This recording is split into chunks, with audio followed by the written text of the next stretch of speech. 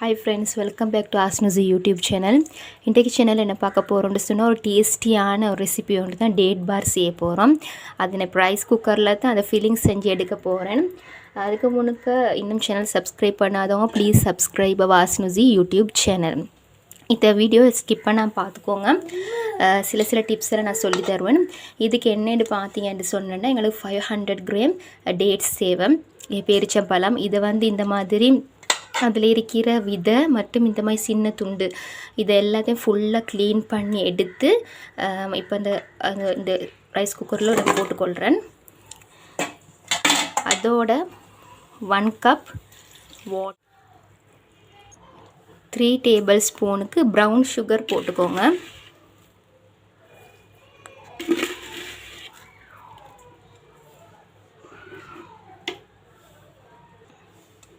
pinch of salt, 1/4 டீஸ்பூனுக்கு ஏலக்காய் essence, cardamom essence இல்லாட்டி almond essence ஊற்றலும். அப்படியும் இல்லாட்டி உங்களுக்கு வெனிலா எசன்ஸ் கொஞ்சம் ஒரு சின்ன ட்ராப் ஊற்றிக்கோங்க. அப்படியே ஏலக்காய் கொஞ்சம் பொடி செஞ்சு போட்டுக்கோங்க. இதோட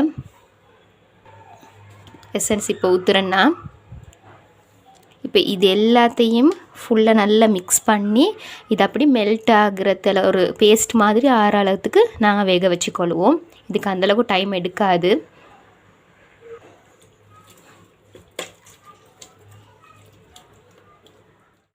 இப்போ பாருங்கள், இந்த மாதிரி நல்ல பேஸ்ட்டாக வந்துடுச்சு.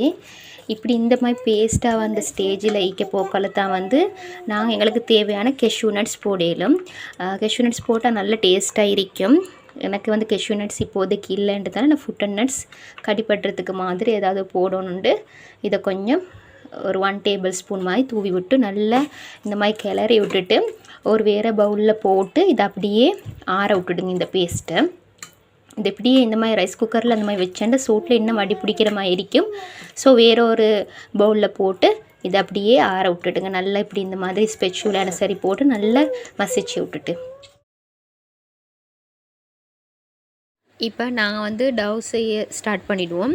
அதுக்கு நான் இன்றைக்கு எடுத்துக்கிறேன் 225 கிராம்ஸ் மாதிரி பட்டர், சால்ட்டட் பட்டர் தான். சால்ட் இல்லாட்டி ஒரு பிஞ்ச் ஆஃப் சால்ட் நீங்கள் போட்டுக்கோங்க. அதே போல் 250 கிராம்ஸுக்கு சுகர், இது பவுடர் சுகர் தான். நீங்கள் ஒயிட் சுகர் எடுத்து நல்லா பவுடர் பண்ணிக்கொள்ளணும். எல்லாத்தையும் இப்போ இது ரெண்டையும் நல்லா மிக்ஸ் பண்ணி கொண்டுட்டு பீட் பண்ணுங்கள். இல்லாட்டி அப்படி பீட் பண்ண போக எல்லாம் வெளியே தெரிக்கிற மாதிரி ஆகும். ஸோ இது அப்படியே ஃபுல்லாக நல்ல அந்த எலக்ட்ரிக் பீட் இல்லாட்டி விஸ்கொண்டு வச்சு சரி நல்லா ஃபுல்லாக சுகர் கரையும் வரைக்கும் பீட் பண்ணிக்கோங்க. இந்த மாதிரி பீட் பண்ணி எடுத்துட்டு ஒரு 2 எக் எடுத்துக்கோங்க. நான் 2 எக் எடுத்துக்கிறேன். எதுக்குண்டா ஒரு எக் ஃபுல் எக்கும் மற்ற எக்கோட ஒயிட்டும் இதோட மிக்ஸ் பண்ணிவிட்டு பேலன்ஸ் மஞ்சள் கரு, செகண்ட் எக்கிட்ட மஞ்சள் கருவையும் ஒரு 2 டேபிள் ஸ்பூன் மில்க் மிக்ஸ் பண்ணி நான் லாஸ்ட்டாக வச்சுக்கிறேன். அது ஃபுல்லாக ப்ரஷ் பண்ணி எடுக்கிறதுக்காக வேண்டி இந்த மாதிரி நல்ல எல்லாம் கூட்டி ஸ்பெச்சுலாவில் எடுத்து நல்லா ஃபுல்லாக நல்ல க்ரீமாக வரைக்கும் பீட் பண்ணி எடுத்துக்கோங்க. இப்போ இந்த பீட் பண்ணின இந்த மிக்சிங்கில் 1 டேபிள் ஸ்பூன் இல்லாட்டி 2 டீஸ்பூனுக்கு மாதிரி வெனிலா எசன்ஸ் ஊற்றிக்கொண்டு நல்லா மிக்ஸ் பண்ணிக்கோங்க. இதை அதுக்கு போகிற 1 டேபிள் ஸ்பூன் பேக்கிங் பவுடரும் 3 டேபிள் ஸ்பூன் கார்ன்ஃப்ளவர் பவுடர். இது ஆப்ஷனல் தான். இது இல்லாட்டியும் பரவாயில்ல, ஸ்கிப் பண்ணினேலும். இது எல்லாத்தையும் போட்டு நல்லா மிக்ஸ் பண்ணிவிட்டு நாங்கள் சளிச்சு வச்ச ஆல் பர்பஸ் ஃப்ளார் ஒரு 700 மாதிரி கொஞ்சம் கொஞ்சமாக போட்டு எல்லாத்தையும் ஃபுல்லாக ஒரு நல்ல அந்த குக்கி டோ செய்கிற மாதிரி நல்லா மிக்ஸ் பண்ணி எடுத்துக்கோங்க. சாஃப்டாக அப்படியே நல்லா அந்த ஃபுல்லாக பிரட்டி எடுத்துக்கோங்க. 500 கிராம்ஸ் ஃப்ளாக்கு மாதிரி செய்யணும்னு நினைக்கிறவங்க முட்டை ஒன்று மட்டும் போட்டால் போதும். பட்டர் 200 கிராம் மட்டும் போடுங்க. எனக்கு இதுக்கு 700 கிராம்ஸ் மாதிரி ஆல் பர்பஸ் ஃப்ளார் மைதா மாவு தேவைப்பட்டுச்சு. நீங்கள் ஸ்டார்டிங்கில் ஸ்டிக்கி ஆகிற மாதிரி தான் இருக்கும். கொஞ்சம் கொஞ்சமாக போட்டு எட் பண்ணிக்கோங்க. கொஞ்சம் பத்தலைன்னு சொன்னால் கடைசியில் கொஞ்சம் தூரத்துக்கு மாதிரி தேவைப்படும். ஃபுல்லாக இந்த மாதிரி பதத்துக்கு வரும், கையில் ஒட்டாது கடைசியில். அப்புறம் இதை நல்லா மிக்ஸ் பண்ணி எடுத்துக்கொண்டுட்டு இதை 2 போர்ஷனுக்கு மாதிரி பிரித்து வச்சு ஒவ்வொரு போர்ஷனையும் தனித்தனியாக நாங்கள் ரோல் பண்ணி எடுத்துக்கொள்வோம். இப்போ ஒரு போர்ஷனை எடுத்து பட்டர் ஷீட் இல்லாட்டி நீங்கள் பொலித்தீனும் யூஸ் பண்ணலாம், இல்லாட்டி லஞ்ச் ஷீட்டும் யூஸ் பண்ணலாம். நான் இப்போ இன்றைக்கி வந்து பட்டர் ஷீட் தான் எடுத்துக்கிறேன். பட்டர் ஷீட்டில் பட்டர் கொஞ்சம் ஸ்ப்ரெட் பண்ணிவிட்டு அந்த ஒரு போர்ஷனை வச்சு உங்களோட பேக்கிங் ட்ரேக்கு ஏற்ற மாதிரி கொஞ்சம் அளவெடுத்து நல்லா வந்து ஸ்ப்ரெட் பண்ணிக்கோங்க.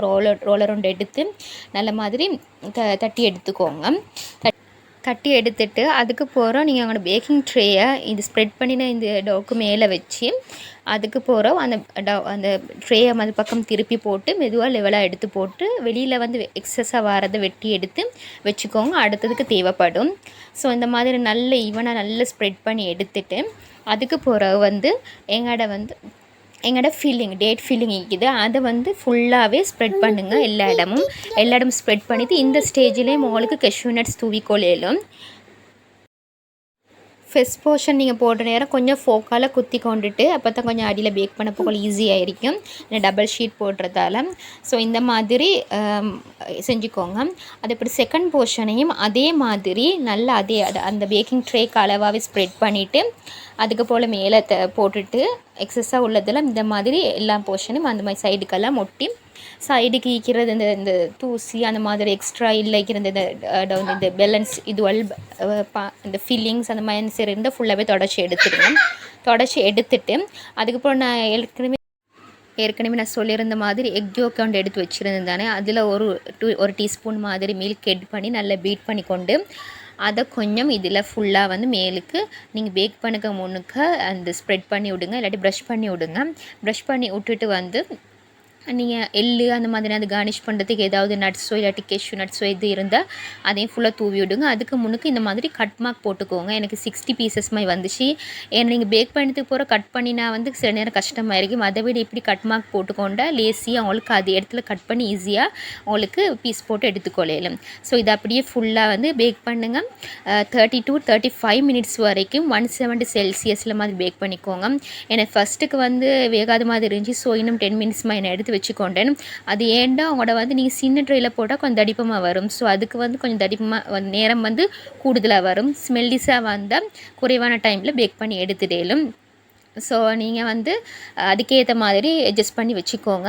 மிச்சம் கூடுதலாக வந்து ஃப்ளேம் வைக்காமல் கொஞ்சம் கணக்காக எல்லோரும் 180 போட்டிங்கன்னா நான் 170 160 மாதிரி ஸ்லோவாக தான் நான் வந்து ஹீட் வச்சுருக்கிறேன் அவனில். ஸோ இந்த மாதிரி அழகாக குட்டியாக எடுத்து பீஸ் போட்டு எடுக்கலும். 60 பீஸுக்கு மேலேயும் வரும் நார்மலான பீஸாக இருந்தால். இது செஞ்சு பார்த்துட்டு கமெண்ட்ஸ் பாக்ஸில் கமெண்ட்ஸ் பண்ணுங்கள்.